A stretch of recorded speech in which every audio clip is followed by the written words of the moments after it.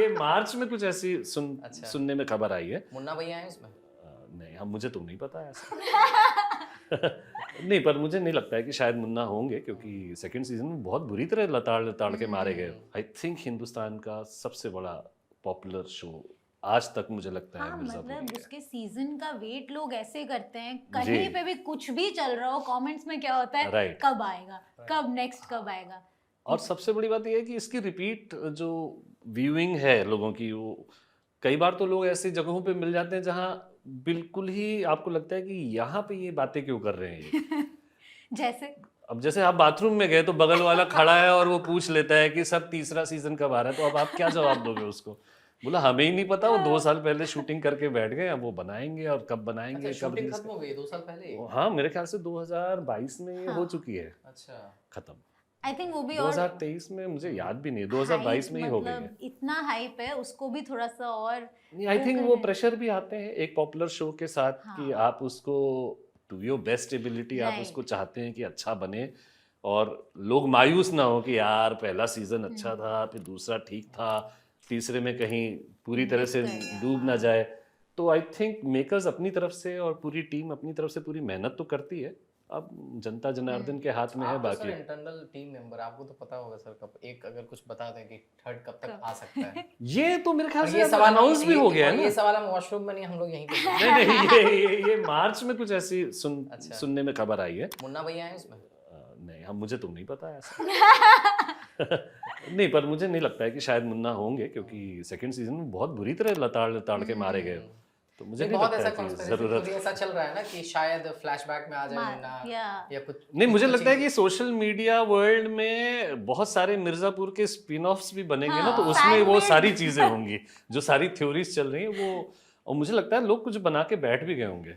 हाँ, अरे कि अगर मिर्जा आप के YouTube spin-offs- पे टाइप करो कुछ भी होता है और मतलब धोखे में आ ही जाते, लगता है अरे कुछ रिलीज हो गया क्या, तो वो हमने miss सारी कर की दिया। सारी स्टोरी लाइन उन्होंने लिख ली है, अपनी कास्टिंग भी कर ली है, मुन्ना को ये बना दिया है, जेपी को ये बना दिया है, कालीन भैया को ये कर दिया है, सब अपनी सही कहानी। बोल रहे हैं सर, वियर्ड वीडियोस चलते हैं कि जिसका थंबनेल उस हिसाब से हाँ। लिख के जाता है कि मिर्जापुर 3 का प्लॉट पता चला, हाँ, इस दिन रिलीज होगी मिर्जापुर। हाँ, मैं क्लिक करती हूँ हाँ जरूर। हाँ नहीं, अब यकीन मानिए मैं कभी नहीं करता ये सब क्योंकि मैं कंफ्यूज हो जाऊंगा कि मैंने कौन सा वाला किया है। राइट। तो बट अच्छी बात यह है कि मिर्जापुर जैसे शो के आने के बाद, पहला सीजन आई थिंक 4-5 साल हो चुके हैं उसको आए हुए, उसके आने के बाद से अब तक काफी वक्त गुजर चुका है और अभी भी उसको लेके जो एक्साइटमेंट है वो थोड़ा स्ट्रेंज लगता है मुझे कभी कभी कि यार ये इतना एक्साइटमेंट अभी भी कैसे है। कुछ नर्व हिट कर गया कुछ तो ऑडियंस है, के साथ, कुछ तो है। शायद मुझे लगता है गैंग्स ऑफ वासेपुर जब आई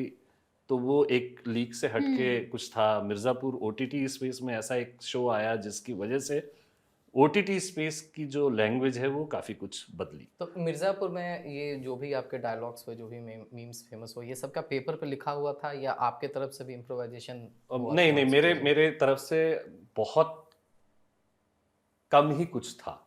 आई थिंक वो ऑलरेडी इतना अच्छा लिखा हुआ था कि बस बोल दीजिए।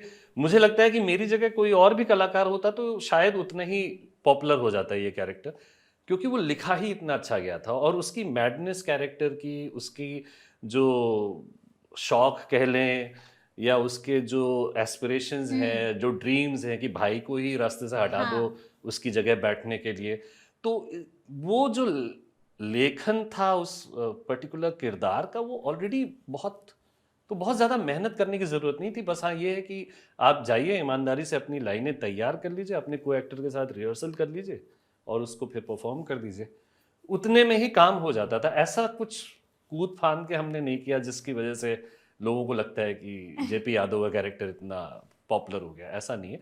वो लिखा ही बहुत अच्छा था और आई थिंक वो क्लैरिटी थी डायरेक्टर्स और मेकर्स के दिमाग में कि हाँ इसको कैसे शूट करना है। Thank you for watching this full clip और मैं आपसे वादा करता हूँ कि इसका फुल पॉडकास्ट भी देख के आपको काफ़ी मजा आने वाला है। Link in the description.